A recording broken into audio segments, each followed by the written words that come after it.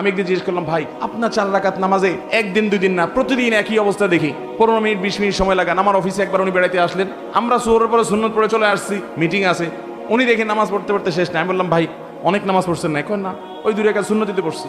তো 2 রাকাত সুন্নত তো আমরাও পড়লাম, আমাদের যদি 5 মিনিট 7 মিনিট লাগে, আপনার 15 মিনিট কেমনে লাগে?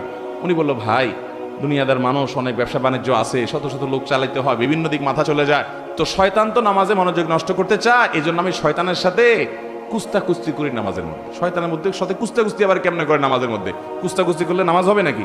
বলে যে কুস্তাকুস্তি সিস্টেমটা হলো এই, আমি যখন নামাজে দাঁড়াই, সূরা ফাতিহা অন্য সূরা পড়ি, তখন শয়তান আমারে যত আকতা কুকতা সব মনে করে দেয়, তখন আমি কুলে উঠতে পারি না, আল্লাহর কথা স্মরণ আসে না।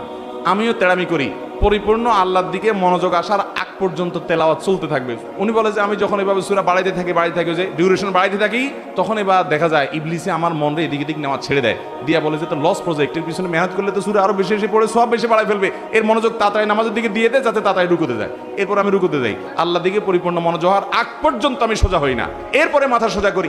এইভাবে একটা একটা করে রোকন শেষ করি। আমার অনেক সময় লাগে, কারণ পুরো নামাজে আমি লড়াই করি ওই ইবলিসের সাথে, ওই লড়াই করতে করতে কুস্তাকুস্তি করতে অনেক সময় লাগে। আল্লাহ আকবার, এরে বলে নামাজ। ভাইরা আমার, নামাজটাকে সুন্দর করবো তো ইনশাআল্লাহ।